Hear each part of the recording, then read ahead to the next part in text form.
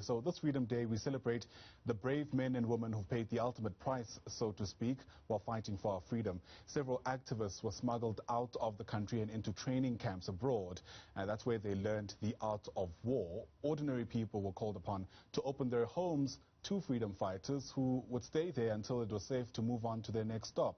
Some of these homes were detected and destroyed by the apartheid forces, while many are still unknown. The crucial role played by safe houses in the liberation struggle is the subject of an opinion piece penned by Dr Chitji Twala, who's a historian at the University of the Free State. The doc joins us now via our video link from Bloemfontein. Doc, great to have you with us. Thanks so much for making time for the program.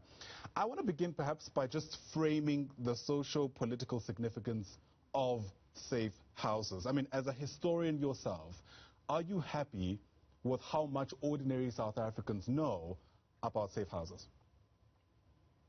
Thank you very much for hosting me in your show. It is important to understand and to comprehend that the whole question of liberation struggle was fought from different angles and from different fronts. And then part of that was the whole question of the safe houses or the hosting houses or the transit houses.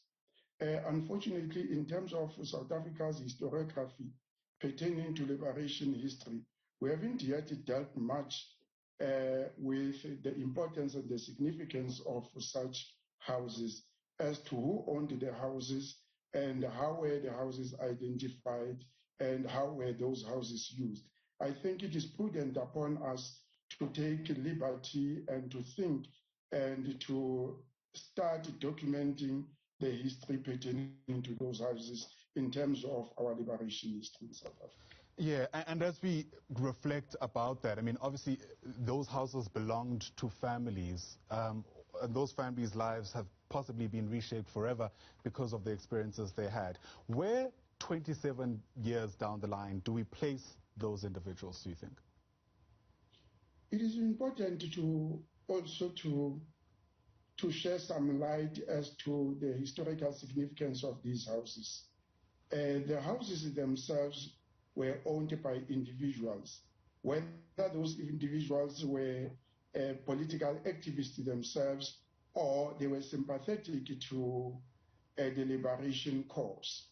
In most cases, these people will open their houses as transit houses for young activists when they were heading up to the north in terms of the liberation struggle operating underground.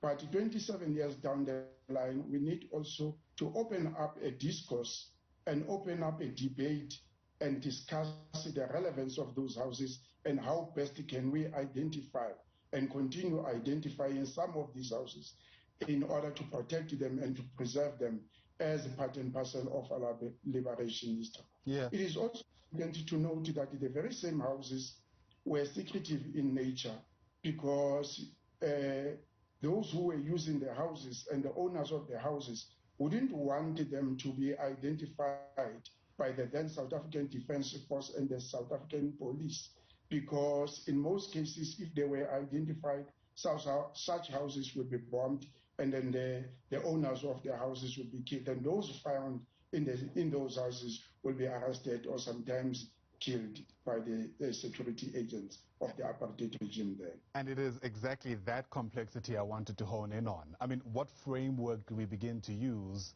to identify the houses so that we can give them, call it, the honor they deserve, when by their very nature they were put together or functioned in a way that they were out of the public eye and operated in secrecy? Yeah, but now we are talking about 27 years in democracy. Yeah. There is no secrecy about the houses anymore.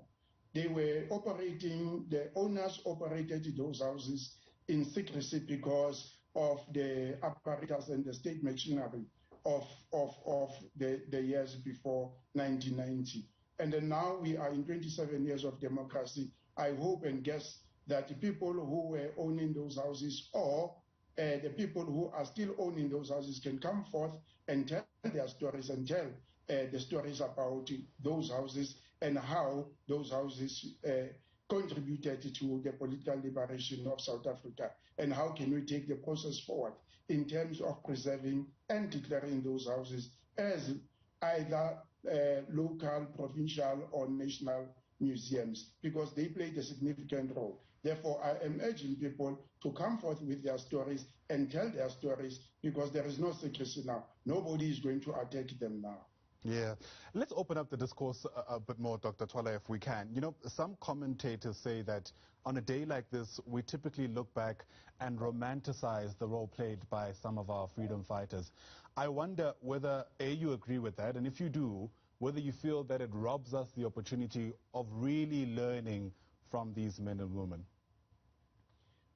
Professor Terence Ranger once indicated that we need not to romanticize history. We need to tell history as it happened. It is important also to take cue from what Professor Ranger indicated in the past in terms of protecting patriotic history, that we need to tell the stories and we need to document such. It is also important also to guard against the peacetime heroes who would come on air and pretend to have played a significant role in the liberation history, whereas deep down they know exactly that they played a minimal role. Therefore, it is important and incumbent upon us as liberation historians or liberation studies people to indicate the exact nature of liberation history and how people contributed to that. It is also important that we need to profile the unsung heroes and heroines who are not on the front line in terms of history being documented. We sometimes profile the profiled people and forget those people who are not profiled but having played significant role in the liberation struggle of South Africa. I think the time is right now, and the time is right now for us to can continue documenting such kind of history. Liberation history is here to stay. Unless we do something about it, nobody will come from any other planet to come and document our history as South Africans. And in many instances, the, call it, responsibility of keeping that alive is usually bestowed upon young people. You work in an environment that houses a lot of young minds. Are you getting a sense that this is resonating, the call that you're making, resonating specifically with the young people of our country? Yes, definitely so. You know, the biggest challenge is not to know that you don't know. But if you acknowledge that you don't know that you don't know, then we can take the baton forward. But fortunately, at my institution, my students understand that they need to know more.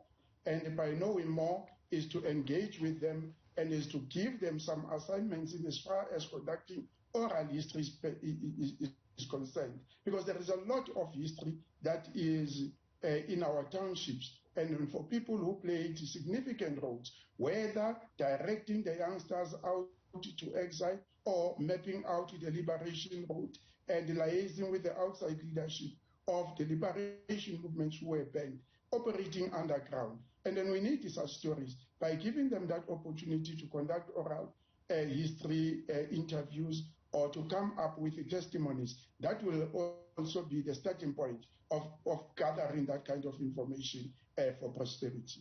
Dr. Chitji Twala, great getting your insights on this Freedom Day. It's really quite interesting work that you're involved in, and certainly one that we can all learn from. Thanks very much indeed. He's a historian with the University of the Free State. Dr. Chitji Twala joining us there from Bloemfontein.